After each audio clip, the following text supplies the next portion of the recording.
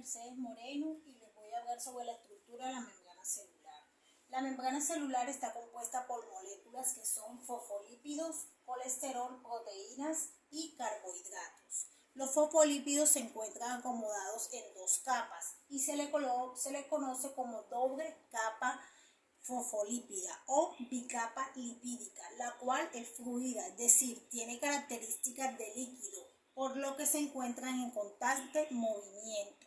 La membrana plasmática no es una estructura estática, sus componentes tienen movimiento y esos movimientos que realizan los fosfolípidos son rotación, que son los giros de la molécula en torno a su eje, difusión lateral, que es dentro de la misma capa, estas moléculas se difunden hacia los lados y es el movimiento más frecuente. El flip-flop, que es el movimiento de la molécula lipídica de una capa a la otra, con la ayuda de las células llamadas fripasas. Es el movimiento menos frecuente. Y el movimiento de flexión, que son los movimientos de las colas hidrofóbicas de los fosfolípidos. El colesterol. El colesterol contribuye a que la doble capa lipídica sea menos fluida y permeable. Algunas proteínas de la membrana transportan materiales hacia el interior y hacia el exterior de las células y otros sirven como receptores y enzimas. Las proteínas se clasifican en proteínas periféricas que pueden extraerse de la membrana con facilidad sin alterar la membrana de la bicapa. Sirven como receptoras para moléculas mensajeras, como son las hormonas, que confieren cierta identidad a la célula. Y proteínas integrales.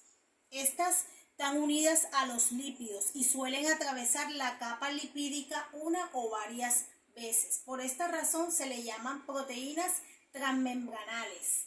Algunas de sus funciones son: forman canales que facilitan el paso de iones y moléculas específicas a través de la membrana. Fijan los filamentos del citoesqueleto de la membrana celular y se reconocen por medio de receptores antígenos y células extrañas. Los carbohidratos protegen las superficies de las células de posibles lesiones. Estas moléculas se encuentran ubicadas en su mayor parte en la superficie externa de la célula eucariótica. Por lo general son polisacáridos porque se unen a los lípidos formando glucolípidos o al unirse a las proteínas forman glucoproteínas. Está cubierta de glúcidos y constituyen la cubierta celular, a la que se le atribuyen funciones presenta propiedades inmunitarias, confiere viscosidad a las superficies celulares, intervienen en los fenómenos de reconocimiento celular y en los procesos para adhesión entre óvulos y espermatozoides. Esta membrana puede realizar ciertas funciones debido a que es selectivamente permeable, de tal manera que algunas sustancias pueden entrar y salir de ella y otras no. En general, estas sustancias son el dióxido de carbono, el oxígeno, el agua, el alcohol y pueden cruzar libremente la membrana, es decir, son capaces de pasar las cabezas hidrofílicas de los fosfolípidos y atravesar las colas hidrofóbicas de la membrana. Tipos de transporte a través de las membranas plasmáticas. El transporte de moléculas de bajo peso molecular se lleva a cabo mediante el transporte activo y el transporte pasivo. El transporte activo. El transporte activo es un proceso de difusión de sustancias a través de la membrana. Este transporte activo puede darse mediante difusión simple y difusión facilitada. La difusión simple es el paso de pequeñas moléculas a favor de la gradiente de concentración y puede realizarse a través de la bicapa lipídica o a través de canales proteicos. La difusión simple a través de la bicapa, este tipo de difusión simple es propia de las hormonas esteroides, que son moléculas lipídicas, y el éter, que es anestésicos, y fármacos liposolubles, también de sustancias apolares, como lo es el oxígeno y el nitrógeno.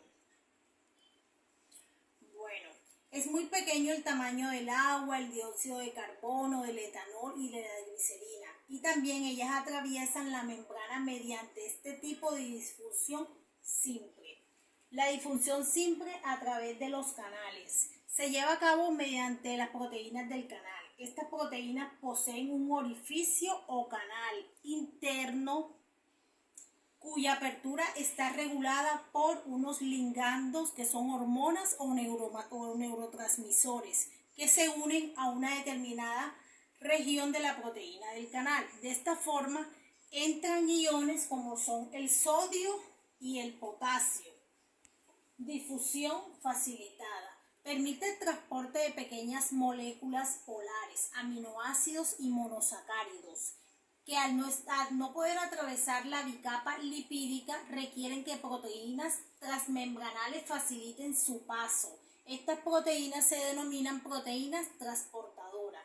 La proteína transportadora acelera la velocidad a la cual el soluto atraviesa la membrana plasmática hacia un área de concentración menor. El transporte activo. Este tipo de transporte también interviene en proteínas de membrana transportadora, pero estas requieren energía en forma de ATP para poder transportar las moléculas de otro lado de la membrana. Por lo tanto, este transporte se realiza en contra del de un gradiente electroquímico, que es la bomba de sodio y potasio. Transporte de moléculas de elevado peso molecular. Algunas sustancias pueden entrar y salir de la célula sin tener que atravesar la membrana. Se pueden mover mediante endocitosis y la exocitosis, mecanismos que requieren un gasto directo de energía por parte de la célula. En la endocitosis, la célula introduce materiales. En la fagocitosis, que es una ingestión de célula, la célula engulle partículas sólidas que son grandes, que le sirven de alimento a otras, pueden ser bacterias o protozoarios. En la pinocitosis significa células bebiendo. La célula capta materiales disueltos. En la endocitosis, mediada por receptor, las moléculas específicas hay moléculas específicas que van a entrar y a salir de las células y se combinan con proteínas receptoras incluidas en la misma membrana plasmática. El proceso de la patocitosis es un tipo de endocitosis especial, ya que tiene que acumular un cierto número de moléculas para que se pueda iniciar el proceso de la endocitosis. Este transporte de moléculas grandes para el exterior de la célula se lleva a cabo mediante la exocitosis y la transitosis. En la exocitosis, una célula expulsa productos de desechos o específicos de alguna secreción, y la función de la membrana es mediada en general por proteínas llamadas proteínas de fusión.